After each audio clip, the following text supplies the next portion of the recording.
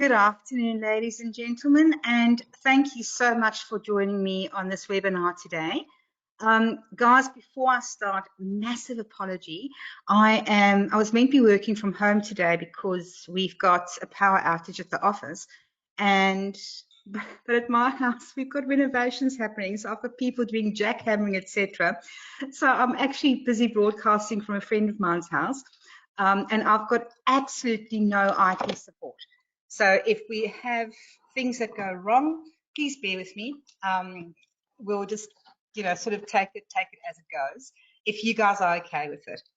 And I'm busy fidgeting with my screen. Just bear with me. There we go. That should be okay.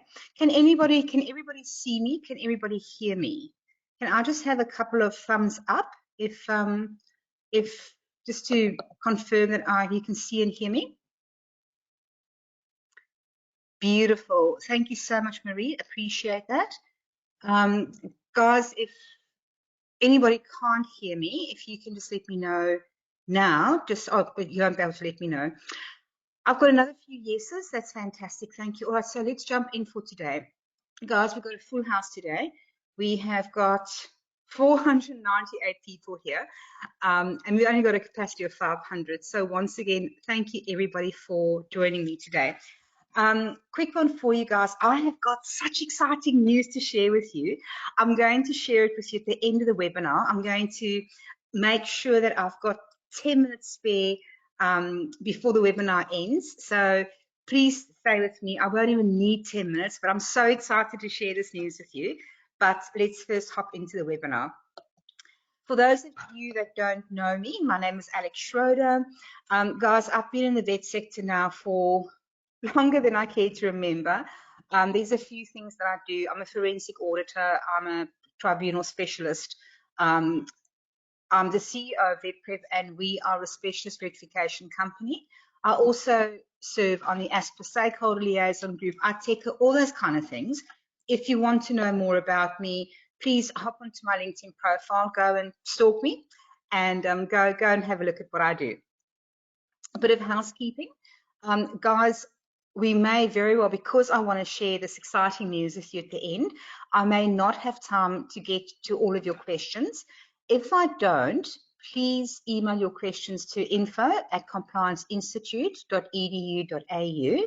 Similarly, if after the webinar, if you have questions, that occurred to you after the webinar that you didn't have time to, or it didn't occur to you during the webinar, email info@complianceinstitute.edu.au. They will forward your emails on to me, and I will try and get back to you as soon as I can.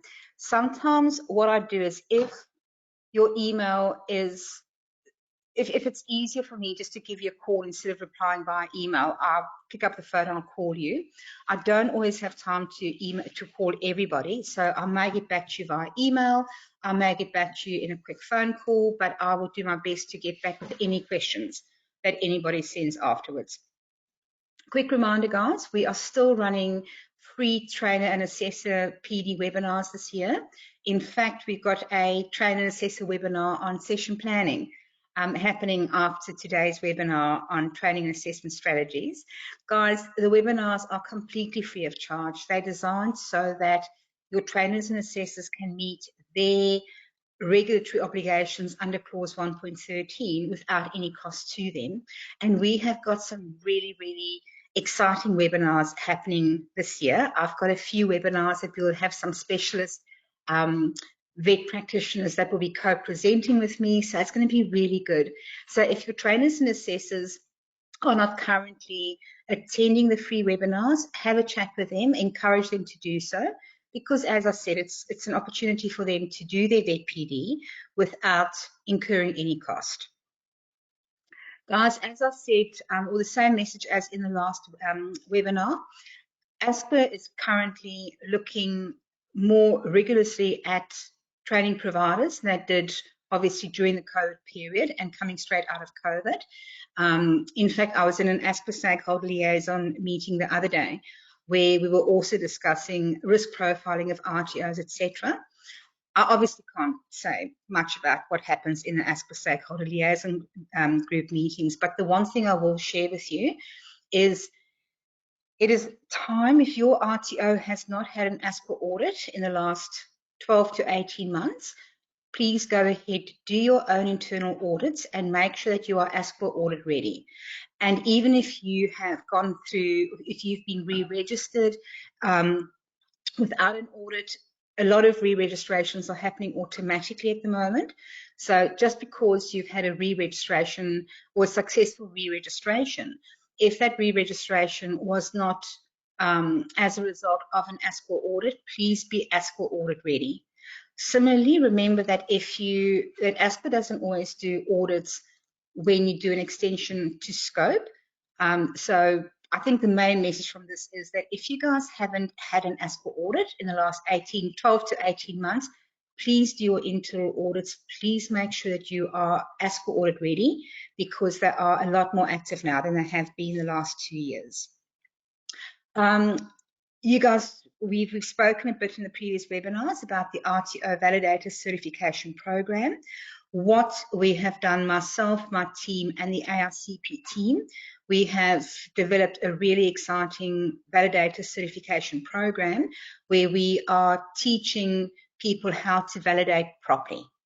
Remember that just because a person holds a TAE in which they've done the validation unit, it does not mean that they can validate properly, because when people do the unit on validations, almost all of the RTOs out there, you learn just enough to be able to meet the criteria of the unit of competency, and not enough to make you a really good validator, because validation is a very specialized field. So if anybody wants any info on the validator certification program, it's available on the ARCP website.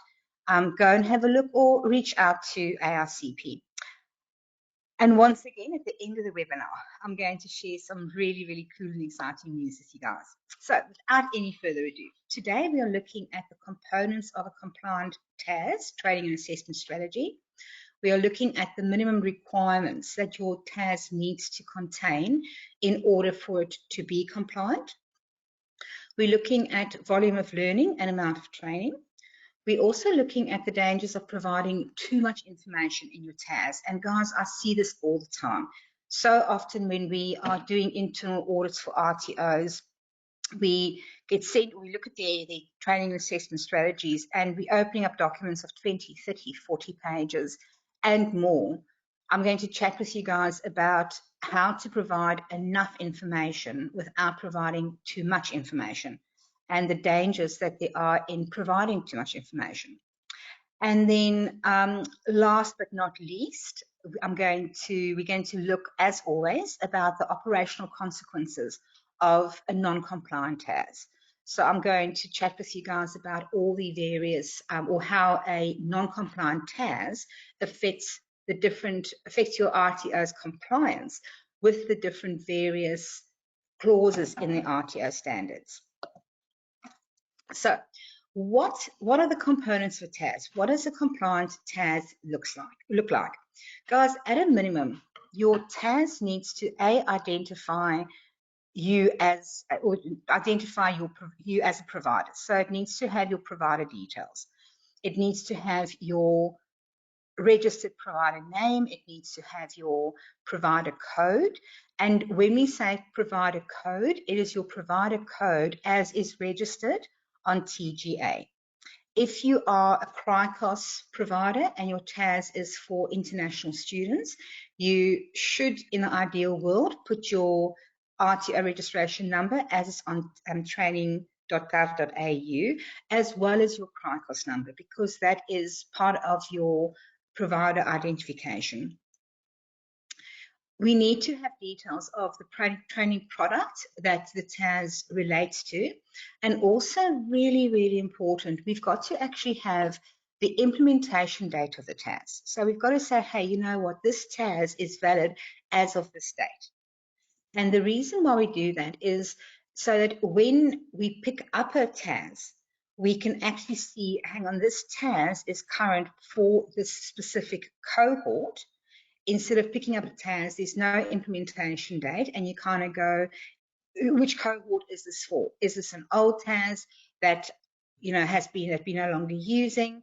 Is it the current TAS? Is it a TAS that we've written for use later on? It just takes the guessing work out of it.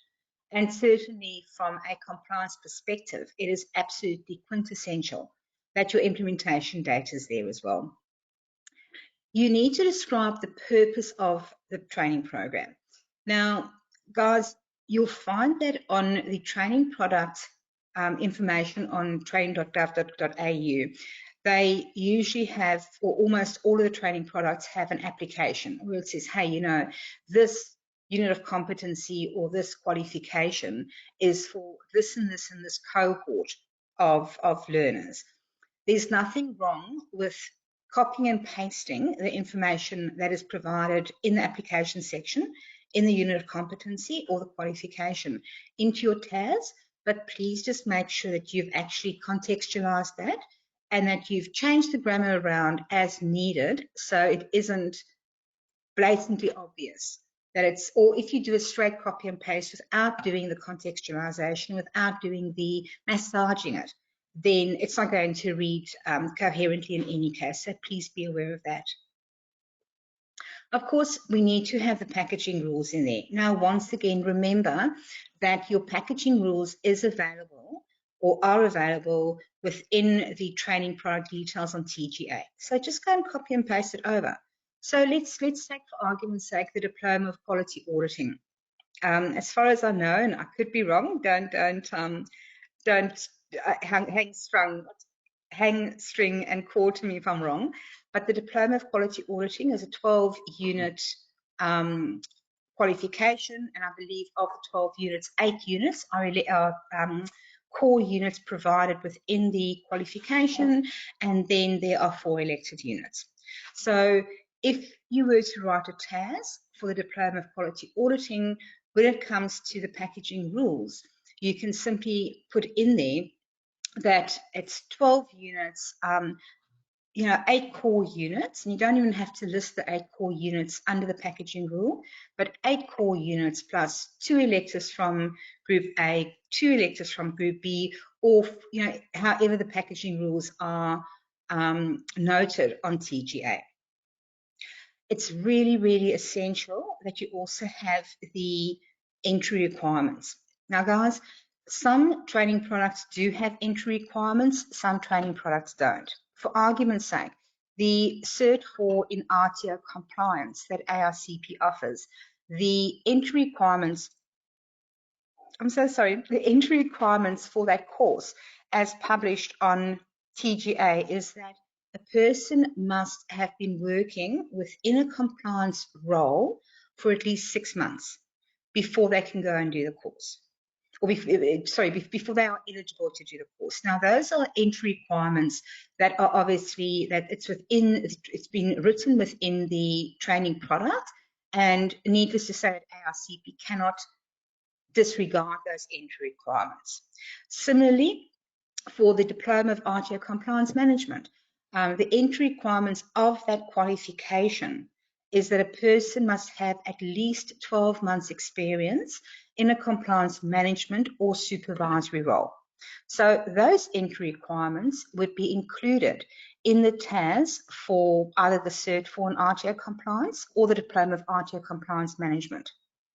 However, as an RTO, you are also allowed to have your own specific entry requirements. So in ARCP's case, what they do is because everything is delivered online, for all of their courses, you need to have internet access, you need to have obviously working computer, etc. But coming back specifically to the Cert 4 and RTO compliance, there is one unit that deals very specifically with the VETPrep reporting. So one of the entry requirements that ARCP has put into their delivery of the qualification is a person must have access to an RTO's VETPrep system. Now, that is something that is not written within the entry requirements of the qualification, but because ARCP has opted not to provide a dummy a VETPrep system for people to do that unit on. They have specifically said that people doing the Cert 4 and RTO compliance must have access to an VETPrep system. Because that is an entry requirement that ARCP has added on to the entry requirements for the course, they also need to put their own entry requirements into the TAS. So if we were writing the TAS for the Cert 4 and RTO compliance, what that TAS would read is entry requirements per the training product is at least 6 months working within a compliance role, and then it would have RTO specific entry requirements, which would be things like you must have a stable internet connection, you must be able to do online learning, you must have access to an VETPrep system, etc. Give me 1 second, I'm so sorry. My apologies. Of course, within your TAS, you also need to identify what units of competency are being delivered, and also the sequence in which the units of competency are being delivered, and that is if it's applicable. So if your TAS is only for a single unit of competency, obviously there is no sequence of delivery. But if you are writing a TAS for a full qualification or for a skill set or for any training product that includes more than one unit of competency, you have to also note within the TAS the sequence in which the units are being delivered. Needless to say, you need to put in there what your delivery modes are. Now, guys, there aren't many delivery modes we're able to choose from. It's either face-to-face, it is online, it is blended, face-to-face, online. But those are basically the delivery modes that we are working with at the moment within the VET sector. But also remember that if you are delivering a training product that does have placement, work placements involved, those go in your delivery mode as well. And of course, you also need to note what the course duration is. Now, sometimes a course duration has a range of dates. So for argument's sake, in the Diploma of RTO Compliance Management, I think, and I'm testing myself, which is bad, I think that course duration is 12 to 14 months or something like that. It's quite okay to, in your TAS, to write there the course duration is between 12 and 14 months, for argument's sake. You do not, if it isn't very specific within your delivery methodology, if you do use a range of duration, it's okay to put that range of duration in there. But please make sure that the same duration also is reflected on your website. Your TAS must also address if there are licensing arrangements. So let's say, for argument's sake, that it's a licensed course. I'm thinking specifically of something like rigging, or a course in dogging or something like that, which is also licensed by Safe Work Australia. Let's say, for argument's sake, that you are delivering a course that is regulated by Safe Work Australia in Queensland. You need to put in there that this is the licensing arrangement. You need to have your training program outcomes, so the pathways. You obviously need to, you need to put in there what your training program outcomes are. So there are two components to your training program outcomes.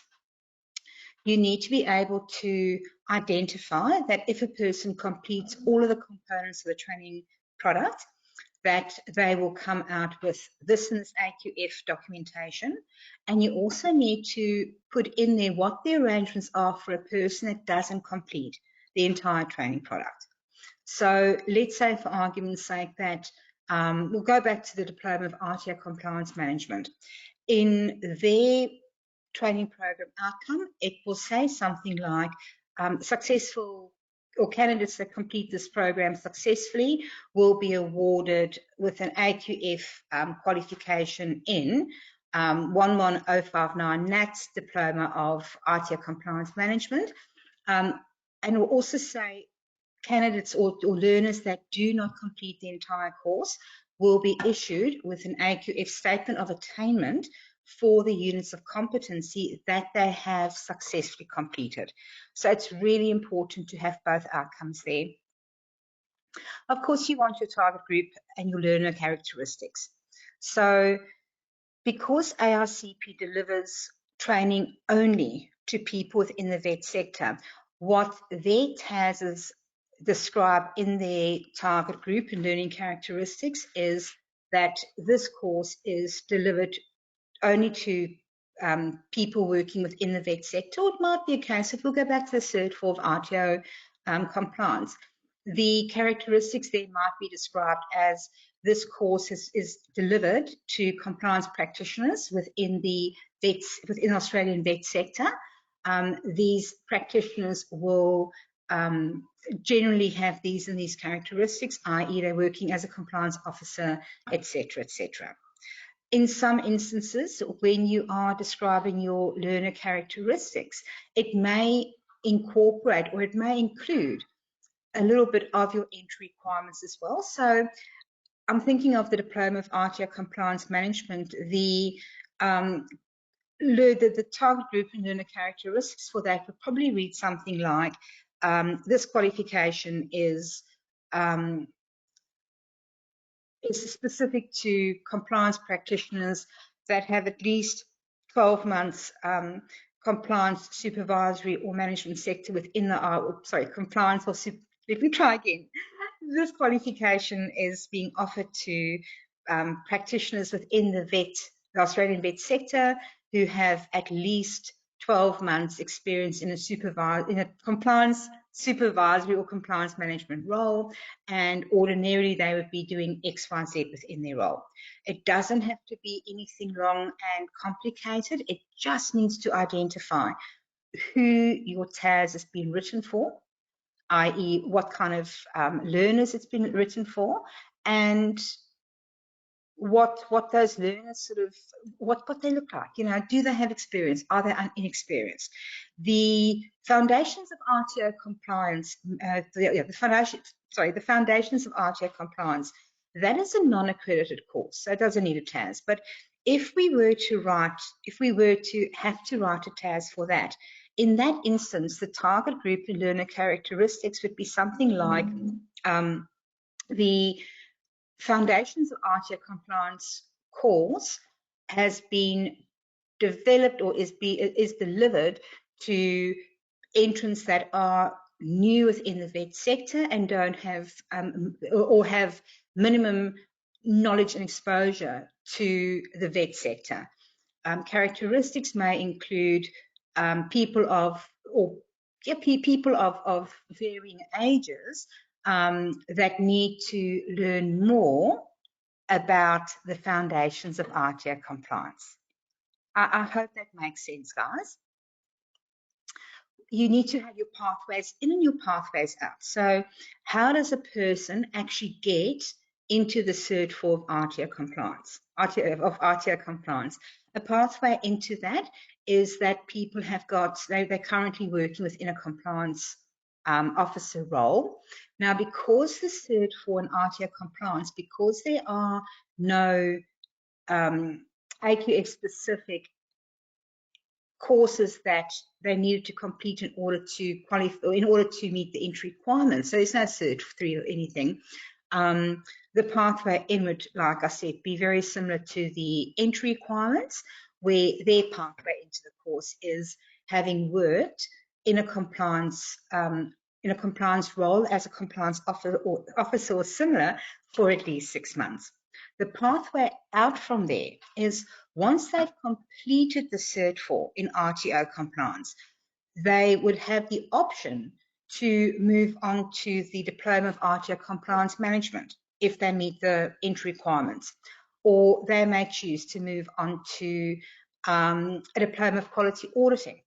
Or another pathway out of the Cert 4 of RTO compliance is the double diploma of RTO compliance management and Diploma of Quality Auditing. They may choose to go and do the lead auditor skill set or the compliance. Actually, they wouldn't do my apologies, they wouldn't do the 2 skill sets if they've done the Cert 4 in RTO compliance. So taking a step back. So the pathway out of the Cert 4 of RTO compliance, putting the skill sets there wouldn't make sense. But what you'd also do is you'd also put, or they may choose to do another qualification within the AQF. Structure and duration, once again, how your course is structured so earlier on we spoke about the delivery, the sequence of delivery. Your program structure is all about when assessments are being done and what resources are being used, etc. And then, of course, the amount of training and the volume of learning that is in the training product that your RTO is delivering. Now, guys, remember that we've got our table of volume of learning that basically tells us the length of time that we need to be offering a course for. And remember that you can actually reduce the volume of learning that AQF has put out, but if you do, you need to be able to justify it.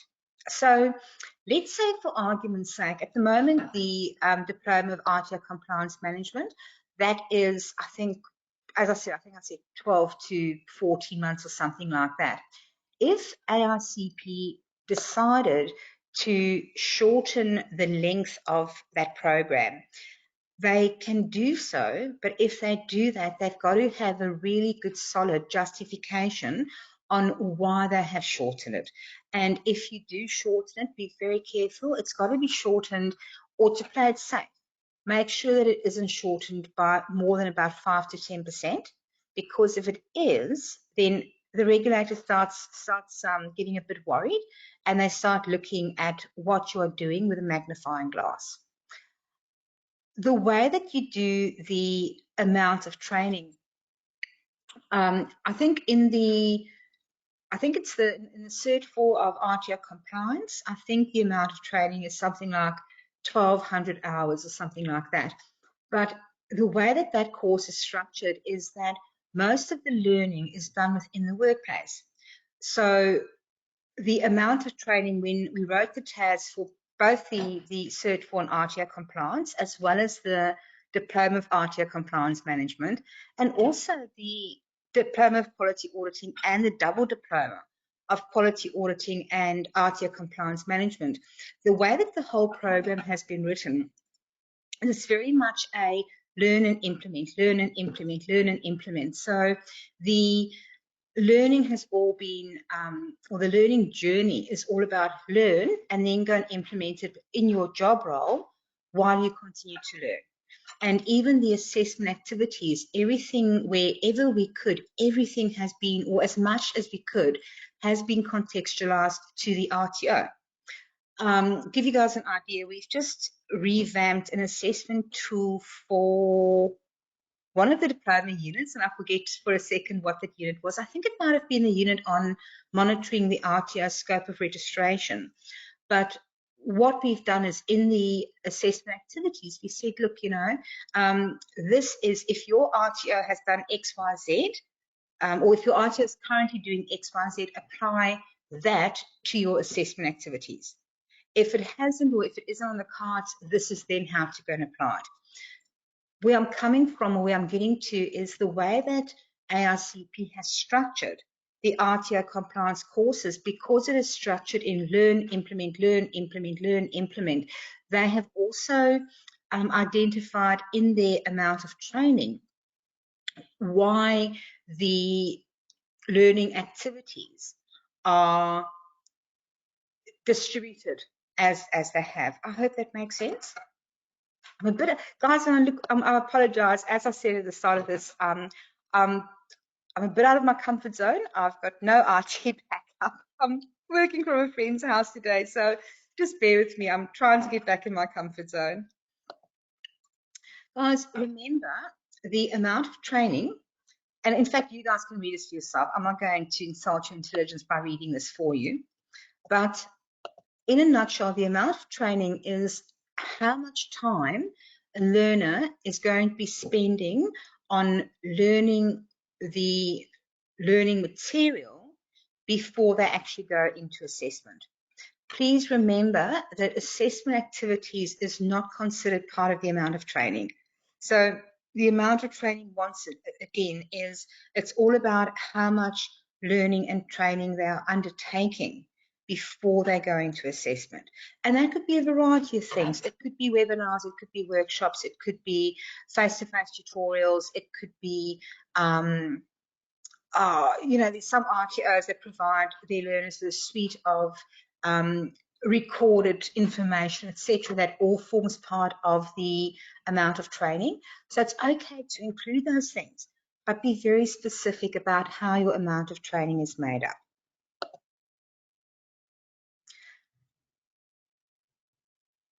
Going back to your TAS, your TAS must also address what support and progression arrangements are in place for the cohort or cohorts doing that training program, your facilities and your equipment. Now, in some instances, I know for argument's sakes, many of the first 8 units actually have a whole long list of equipment that the RTOs must have when they are doing the delivery of training and the assessment.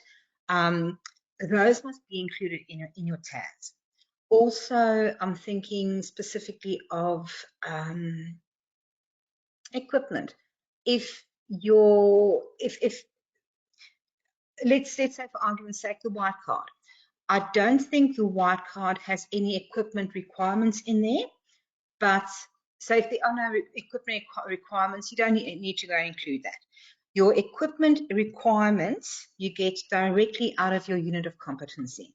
And if you are writing a TAS for a qualification with, let's say, 12 units of competency in there, and of the 12, 8 units of competency requires specific equipment, then you need to go through all of the units of competency, make a list of all the units or all the equipment that's needed, and that goes into your TAS. Thinking of aged care. The aged care, I know, I think it's Cert 4 diploma levels. Aged care, they've got to be able to do, they've got to have showering facilities and bathing facilities as part of their learning program. Those things go in there as well. So once again, you find all of this information in the unit of competency. It's there for a reason. Go copy and paste it into your TAS and make sure that, once again, if your TAS is for an entire qualification, please make sure that you have gone through all of the units of competency and grabbed the equipment that you need from all of the units of competency. Your TAS must also have your delivery locations. Now, if you are like ARCP, a provider that delivers online only, then you put there, we deliver online only, and that is fine, as long as it's there. It needs to include your assessment methods and also the timing of your assessments. So the timing might be, and when you say assessment methods, it's a simple table of content with, this is the unit code, this is the unit title, this is the assessment activities that are included for learners in this assessment, in this unit, and this is when the assessment happens. Now, you don't actually have to put specific dates. If you're a Crikos college, you want to put there, semester 1, week 4, week 6, whatever. If you are a domestic college, you may want to put this assessment happens at the completion of this unit of competency. But you actually need to include the timing of the assessment during the learning program. I'm going to go back to ARCP's courses. What they do is, although they provide online learning only, their courses are very, very structured. So it's not a case of you get your login details, you get your learning material, and cheerio, we'll see you in 12 months' time. ARCP offers, how they run their courses is they start a unit, they end a unit. They start a unit, they end a unit. So when it comes to assessment timing for their courses, they would have that the assessment occurs at the end of the learning period for this unit of competency. That's fine. There's nothing wrong with doing that. You've also got to be able to identify the learning and assessment resources that is available. So when I wrote the cert for an RTO compliance and when I wrote the Diploma of RTO Compliance Management, our team also wrote obviously all of the assessments, but we also wrote all of the learning material, including the BSB units. And the reason why we did that is, I wrote 2 qualifications that are very, very specific to the RTO sector. And because it is so incredibly sector specific, it made no sense to then expect providers delivering the courses to go and use generalized off-the-shelf learning resources for the BSB units, for argument's sake. So, like I said, and that's why we developed all of the learning resources specifically for the courses. Now, when ARCP goes and writes their TASs for these courses, when it comes to learning and assessment resources, the learning resources will be, let's say it's for the unit BSB AD 4112, even though that is a BSB unit, because the resources have been pre-written in their learning resource identification, they would put BSB AD 412 learning resources. Simple as. Similarly, for the assessment resources, they would put BSB AD 412 candidate assessment kit. That's fine. You don't have to go into detail. You just need to indicate that your RTO actually has those resources available. And the way to indicate that is within your TAS. Reasonable adjustment. Now, guys, this is a discussion that we've been having in the vet sector for so long. And it's almost like the circular discussion. We keep on talking about it, and I've heard so many different takes on what RA is and how it should be applied, but it's very, very simple.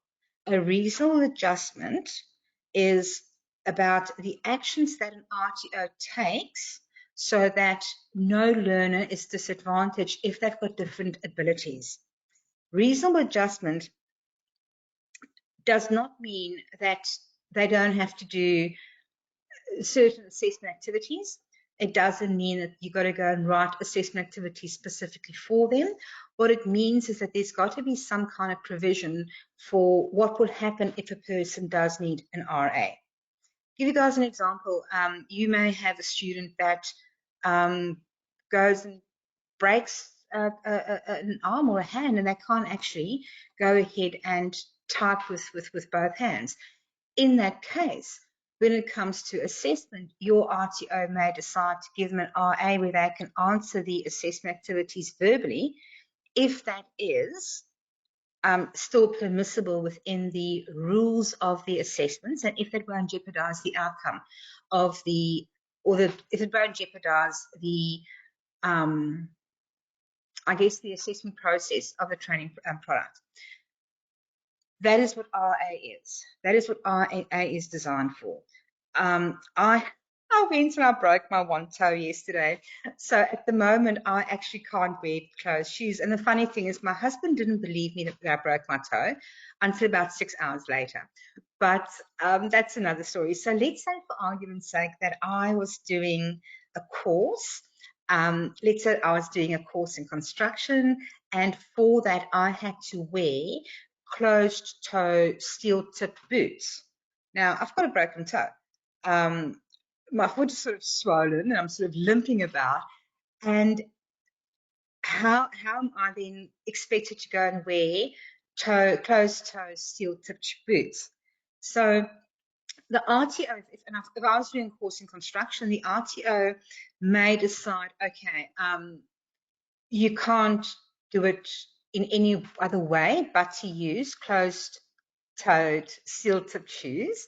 So therefore, we need to postpone your assessment. Or they might say, hang on, you know what, it might look stupid and silly and we might all have a very good laugh, but you will still meet the assessment requirements if you have a closed-toe steel-tipped boot on one foot and a thong on another foot.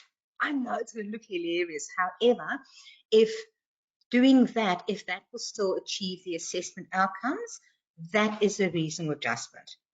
Now, it's almost impossible to go and write reasonable adjustment scenarios or to go and write reasonable adjustment arrangements for all of the possible scenarios out there.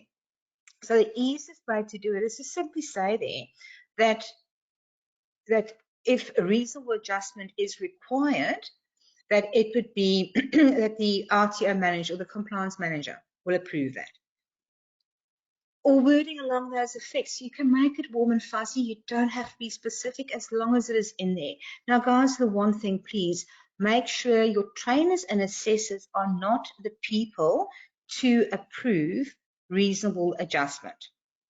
I'm going to repeat that because it's so important. Your trainers and assessors do not have the authority or should not have the authority to go and approve any RA request. Neither do they have the skills and the expertise, and neither should they have the authority to go and make any RA requirements to go and implement it. So what I mean by that is, let's say for argument's sake that we do have a student who cannot do a written assessment, and it is decided that they could have a scribe or a verbal assessment. Your trainers and assessors may not implement those RAs until somebody in compliance has gone and they have actually adjusted the assessment methods that will be used and made sure that those adjustments are still going to result in compliant assessment outcomes. And the reason why I say your trainers and assessors mustn't do it, because they're usually not skilled enough. Remember, trainers and assessors, they are specialists in delivering training and in marking assessments. And even when they're marking assessments, they still use benchmark answers because they have to. Trainers and assessors are 99% of the time, they are not compliance practitioners. They are usually not compliance specialists, and often they are not even assessment tool or specialist assessment tool developers. So if it does come to RA, or if your RTO does need to do a reasonable adjustment for a student, it needs to run through the compliance team. Compliance needs to have a look at how we're going to adjust the assessment process and make sure that those adjustments are still going to be able to, or will still enable the assessment candidate to achieve a compliant assessment outcome. Does that make sense? A compliance TAS must also address the RPL process within your. It must address that your RTO does offer RPL and credit transfer. This is not the place to go and do a big, long, involved explanation of your RTO process, of your RPL process or your credit transfer process. You simply need to make mention that your RTO does offer RPL to all students, unless, of course, the training product doesn't allow it. And if it doesn't allow it, then you'll say that you don't offer RPL for this training product because it is prohibited under the or the training package prohibits it. And ditto with credit transfers, you need to actually make mention of the fact that your RTO does provide credit transfer to all students. Because remember, the standards and the NVR Act says that you must provide credit transfers. So you've got to reflect that in your TAS. I'm watching the time. We are also in your TAS, you also need to address the trainers and assessors that are delivering the program. Now, guys, I'm a huge fan of not listing your trainers and assessors in the TAS, because, or instead of listing it in a TAS, simply have a line there to say all of our trainer and assessor details are available on our, within our trainer and assessor database or something like that. And the reason why I discourage people from actually listing trainers and assessors by name within the TAS is, let's say for argument's sake that Cert for an RTO compliance ARCP has Tommy and Jane and Susie and Anna. as trainers and assessors. And those were the trainers and assessors when the TAS was written. 6 months later, Tommy is still there, Anna has left, Susie has left, and the other one is still there. Shows you I forgot the names. The RTO, as well as everything else, and recruiting other trainers and assessors to go and deliver this, and all of the other compliance obligations they have, they've also got to remember to go back into the TAS and make those changes. And so often we see that RTOs actually forget that one little bit, to go back to the TASs and change the names of the trainers and assessors there. And because they don't, it means their TAS is now non-compliant. So please, if your TASs list any of your staff members, be it trainers and assessors or anybody else by name, please consider seriously replacing that and just say, we have got this information available and this is where we store it. It will go through ASPR. We have not had a client fail an ASPR audit by listing that, and we don't provide hyperlinks. It's just simply there. It shows an auditor that you have actually considered your trainers and assessors, or the trainers and assessors that you need, and it shows the auditor that this is where the information is kept. And it reduces or it minimizes your risk of having a non-compliant TAS because of a turnover in trainers and assessors. LLN, you need to put your LLN requirements within your TAS. Now, what ARCP has done is their LLN policy says that if you are enrolling in the Diploma of RTO Compliance Management, their LLN policy says that if a person is enrolling in a diploma course and they have previously completed, or if a person is enrolling in any course and they've previously completed an AQF or an AQF qualification at that level or higher, or they've completed a higher ed qualification, that they don't need to complete an LLN test. An LLN test will only be administered to people that cannot show that they have done learning at least at the level of the course that they're enrolled in or higher. Because guys, think about this. The reason why we do LLN tests, or why we get our enrollees to do LLN tests, is that we can determine before they start their program whether or not they have the LLN skills to be able to successfully complete that program. So if you are enrolling in the Cert 4 in RTO compliance, but you've already completed a Cert 4 in business administration, ARCP doesn't need to check that you've got the LLN skills to complete the Cert 4 in RTO compliance because you've already done a Cert 4 in business. Similarly, if you enroll in the double diploma of RTO compliance management and quality auditing, but you have previously done an advanced diploma of machinery, or you have completed a Bachelor of Laws or a grad diploma in management learning, ARCP doesn't need to then, or you don't need to demonstrate your LLN skills before you enroll in the course of ARCP, because you've already completed another AQF qualification at the same or higher level, or you've completed another Australian qualification at a higher level. Now, ARCP would write that into their LLN section of their TAS, but if you do that, please make sure that that aligns with your RTO's LLN policy. Super important, your industry consultation.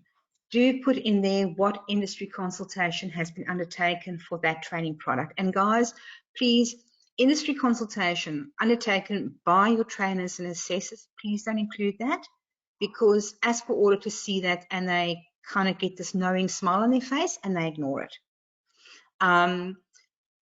Your industry consultation list the date that you consulted, that you did the industry consultation, the person that you consulted with, the company that they worked for, and any feedback that they provided. And if they provided feedback, you may just put their feedback is stored in fact, you know what, you don't even have to do the feedback. If you simply have the date that you consulted with them, who they are, where they work for, and also how they can be contacted.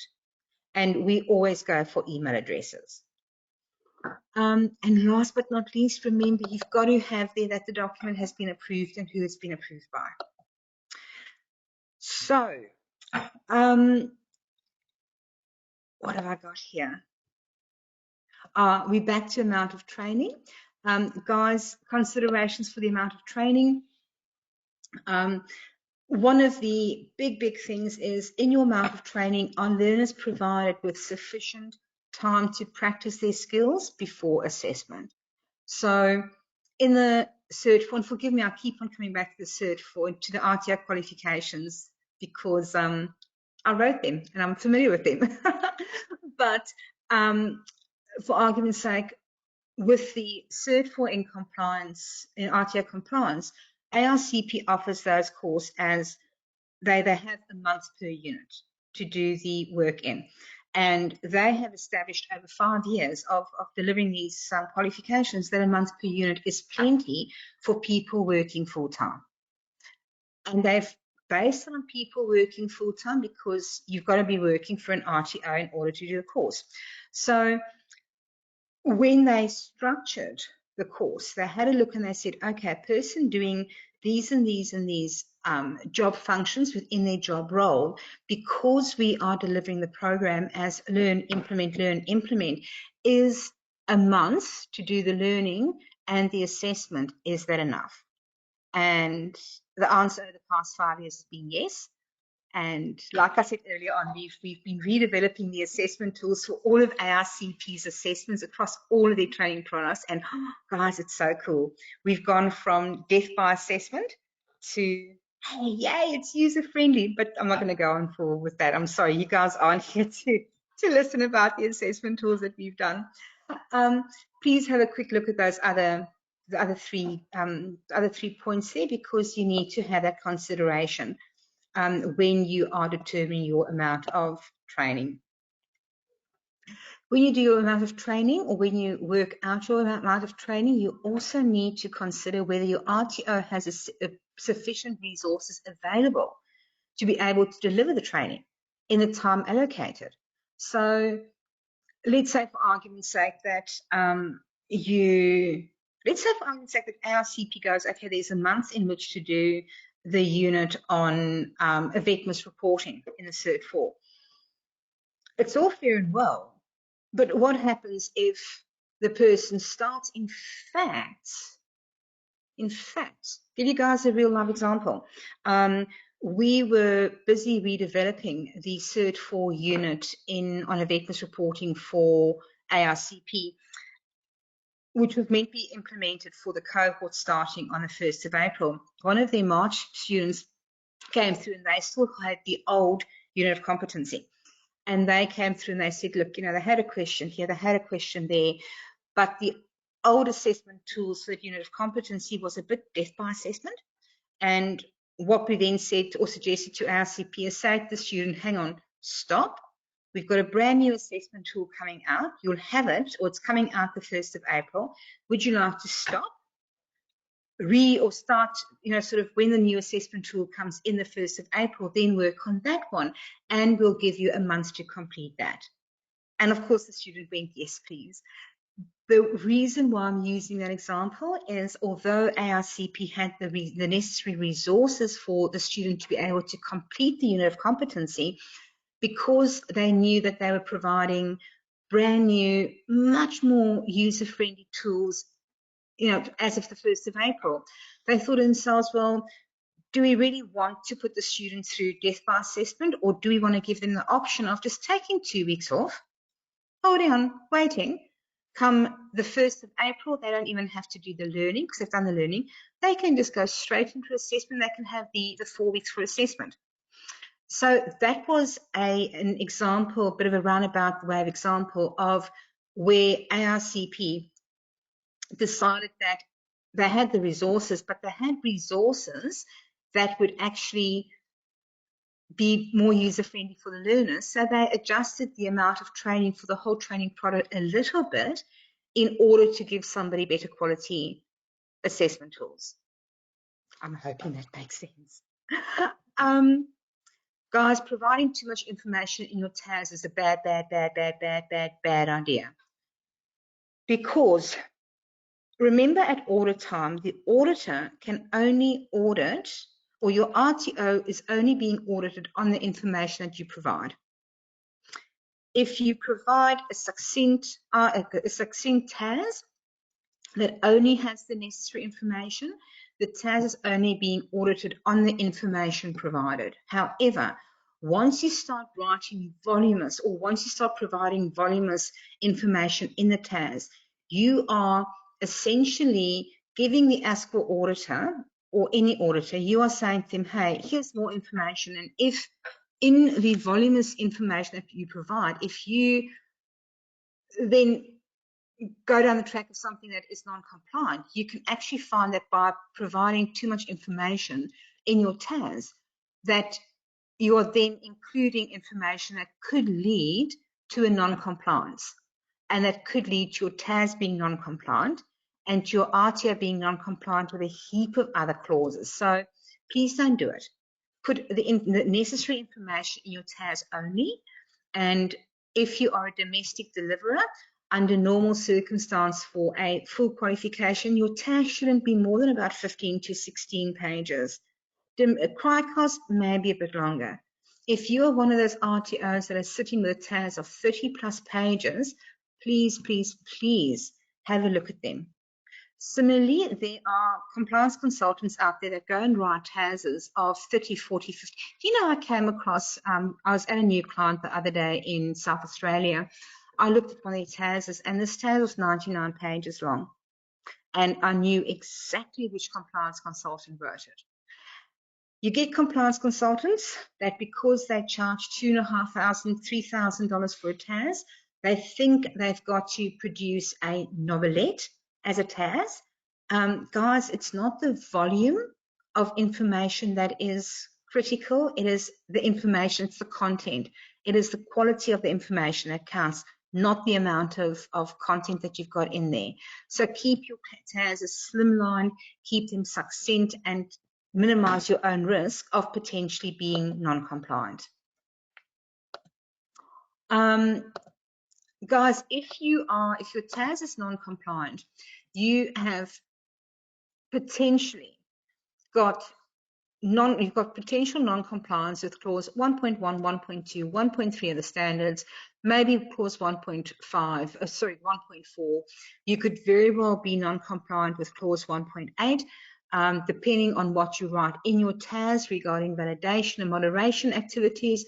It could impact clause 1.9, 10, 11, and 10 and 11, depending on what you write regarding your trainers and assessors. It could potentially affect your compliance with clause 1.13. It will definitely affect your compliance with clause 2.2, etc., etc. So a non-compliant TAS can essentially, or can potentially, see your RTO being non-compliant with something like 9 or 12 clauses.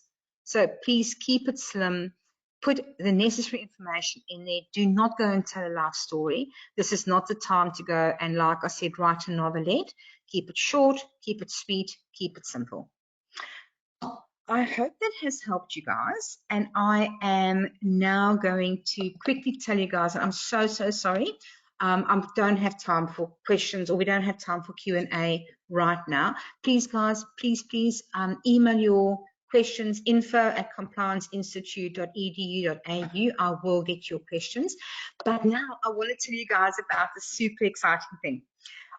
Since we've been running these masterclasses, I have had so many people since we've been running these webinars, I've had so many people ask me if I could do masterclasses on this and masterclasses on that, etc., etc. We are, I think the marketing starts next week. We have got this amazing conference happening the 10th to the 14th of July here in Brisbane.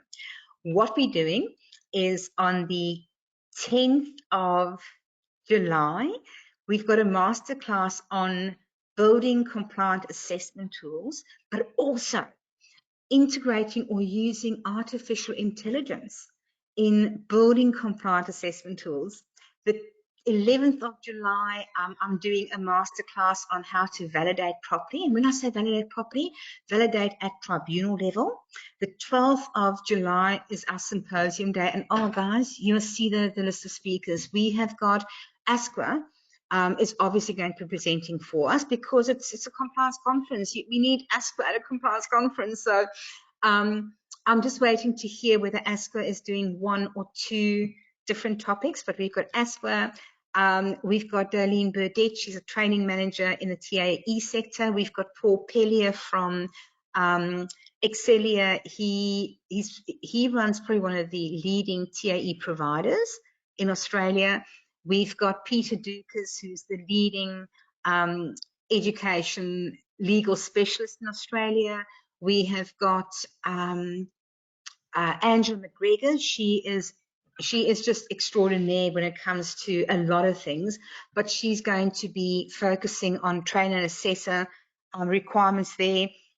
I'm doing a presentation on systems, etc. Guys, there's about 7 or 8 different speakers all in a day. But what we are doing then is on the 13th and 14th, I'm then doing a masterclass on how to get ready for an ASQA audit. And I will take you guys through the entire step. Now, the conference is they're only starting the marketing for that next week. But what I'm going to do is I'm going to each and every one of you, as soon as they're ready to go live with it, I've arranged with the crowd organizing the conference that I will have 24 hours notice, and I will send a text to each and every single one of you and say to you, hey, the conference is, this is the conference preview section. You guys will have an opportunity to go in there and book where you want to go, because once again, it's going to be, limited capacity. But also so exciting. With the symposium down the 12th, we are going to be broadcasting throughout Australia. So even though it's being held in Brisbane, and University of Queensland has been kind enough to let us use their facilities, so even though the symposium day is live here in Brisbane, if you can't come to Brisbane, we're going to be streaming nationwide. But also the master classes on assessment, development, validation, and audits. I'm going to be doing a road trip after that. So I'll be running the master classes in Sydney, in Melbourne, and in Perth. And Adelaide, if you guys want me to come to Adelaide and there's enough people, I love Adelaide. I'd happily hop on a plane to Adelaide as well. So guys, that's the exciting news. So watch the space. As I said, I'm going to give all of you guys a 24-hour window before the conference goes out to the general public, because we've been working together for over a year. I think you guys deserve it. And like I said, I've actually arranged for you guys to get first access. So could be Monday, could be Tuesday, don't know. But because you guys register with your mobile numbers, I've got your mobile number. I'll send you guys a text. And if you don't want to go to the conference, you don't want to go to the master classes, that's fine. And also, just getting back to the conference, you can book in for one masterclass, 2 masterclasses, a symposium day only. You can book in for different segments. Enough of that in any case. So like I said, guys, I'll send you guys details because I'm excited. Thank you so much for spending the last hour with me. I know that we are all really, really busy, and as always, I'm incredibly honored that you've taken an hour out of your busy life to spend it with me. And for those of you that are coming to the next webinar in an hour's time, I'll see you there. And for those of you that are not, I'll see you in a fortnight. Have yourself a stunning, and Easter's coming. So have yourself a stunning fortnight. Have a brilliant Easter break. And I'll see you guys soon. Bye-bye.